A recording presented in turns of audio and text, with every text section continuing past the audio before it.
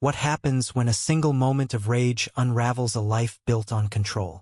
On a crisp autumn morning in Brooklyn, the air was thick with the scent of roasted chestnuts and fresh coffee, and the streets buzzed with the usual chaos of city life.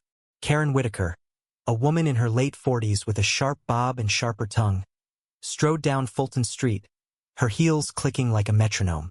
She was a paralegal at a prestigious law firm, known for her meticulous nature and unyielding sense of order. To Karen, the world was a series of rules to be followed, and she was their self-appointed enforcer. That morning, her eyes locked onto a food cart parked on the sidewalk, its vibrant red awning and sizzling grill drawing a small crowd.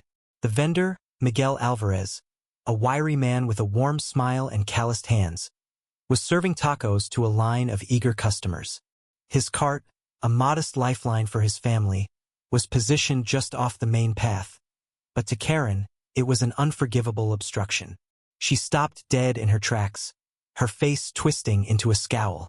"Excuse me," she barked, her voice cutting through the hum of conversation.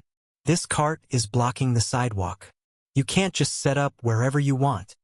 Miguel, wiping his hands on a worn apron, turned to her with a polite nod. "Ma'am, I'm sorry if it's in the way. I have a permit, and I'm parked where the city allows." His accent was soft, his tone calm, but Karen wasn't here for explanations. "A permit? I don't care about your permit," she snapped, stepping closer. "This is a public sidewalk, and you're making it impossible for people to walk." The crowd shifted uncomfortably, some glancing away, others whispering. A young woman in line, holding a toddler's hand, muttered, "She's overreacting." Karen's eyes darted to the woman, but she refocused on Miguel. "Move this thing, or I'll call the city myself." Miguel's smile faltered, but he held his ground. "Ma'am, I've been here for years. Nobody's ever complained. I'm just trying to make a living." The word living hit Karen like a spark to dry grass. She saw Miguel's cart not as a small business, but as a symbol of everything she despised. Chaos, excuses, people who didn't follow her version of the rules. Her hands clenched into fists. "You're not special," she shouted. "You don't get to ruin everyone's day because you're making a living." The crowd was silent now, phones quietly emerging from pockets to record. Miguel raised his hands, palms out. "Please, ma'am, let's not make this a problem." But Karen was already too far gone. Her face flushed red, and in a moment of blind fury, she lunged forward, shoving the cart with all her strength. The metal frame rocked, tacos and containers of salsa tumbling to the ground. The crowd gasped, and Miguel stumbled back, his eyes wide with shock. "What are you doing?" he cried, rushing to steady the cart.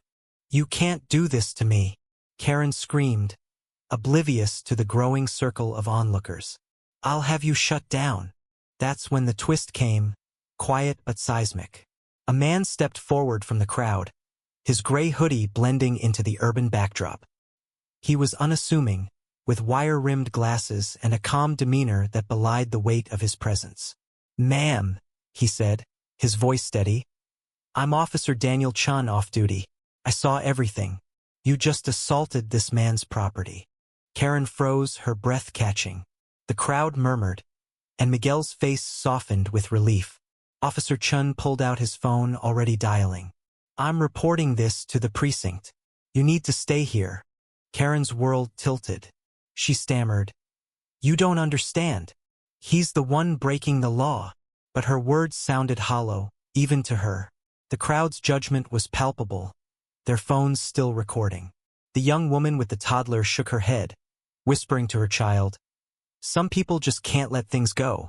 As Officer Chun spoke into his phone, Karen's mind raced. This wasn't supposed to happen. She was the one who called the shots, the one who made sure rules were followed. Yet here she was, the center of a spectacle, her carefully curated life unraveling in front of strangers. She thought of her job, her reputation, the way her colleagues would whisper if this got out. Miguel, meanwhile, knelt by his cart, salvaging what he could. A few customers stepped forward to help, their small acts of kindness a stark contrast to Karen's outburst. One of them, an older woman named Rosa, handed Miguel a crumpled $10 bill. "For the tacos you lost," she said softly. Miguel nodded, his eyes glistening. "Thank you," he whispered. Karen watched this exchange, and something inside her cracked. She wanted to scream that she wasn't the villain, that she was just trying to keep order. But the truth was creeping in, cold and unyielding. She'd crossed a line, and there was no going back. Minutes later, a patrol car pulled up, and 2 officers stepped out. Officer Chun explained the situation, his voice calm but firm. Karen's protests grew weaker, her bravado crumbling under the weight of reality. The officers took her statement, but their expressions were unyielding. "You'll need to come with us," one said. "There's a report of assault and property damage." As they led her to the car, Karen's eyes met Miguel's. For a moment, she saw not anger but pity in his Gazia man who'd faced worse than her tantrum and still chose kindness. It was a look that would haunt her for years. The crowd dispersed, and Miguel returned to his cart, his hands shaking as he cleaned up the mess. Rosa stayed, helping him stack containers. "Don't let her get to you," she said. "You're stronger than that." Miguel nodded, but his heart was heavy. He thought of his daughter, Sophia, who was waiting at home for the money he'd earned today.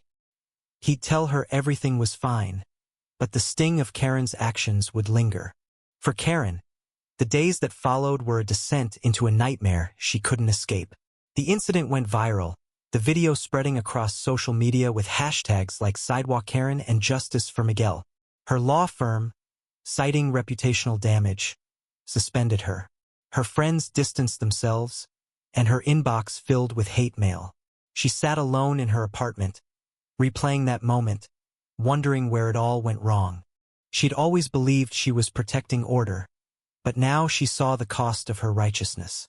Miguel's cart wasn't just a cart, it was his livelihood, his pride, his way of providing for his family. And she'd tried to take that away in a fit of anger. The realization was a bitter pill, one that no amount of justification could soften. Months later, Karen stood in a courtroom, facing charges of vandalism and assault. The judge, a stern woman with tired eyes, looked at her with a mix of pity and disapproval. "Ms. Whitaker," she said, "your actions caused harm, not just to Mr. Alvarez but to the community that relies on him. You have a chance to make amends, but it starts with accountability." Karen nodded, her throat tight. She'd written an apology letter to Miguel, though she doubted he'd read it. She'd offered to pay for the damages, but the money felt hollow, a bandage on a wound too deep to heal. As she left the courtroom, she saw Miguel in the hallway, his daughter clinging to his hand. Sophia looked up at Karen, her eyes curious but unafraid. Karen wanted to say something, anything, to erase the pain she'd caused, but words failed her. She turned away, the weight of her actions pressing down like a stone. Miguel, holding Sophia's hand, walked out into the sunlight. He'd rebuild as he always had.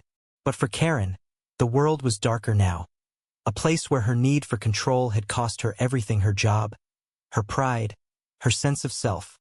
She'd set out to right a wrong, only to become the wrong herself. The sidewalk, once a battleground, was just a sidewalk again. But for Karen, it would always be the place where her life unraveled, one shove at a time. ND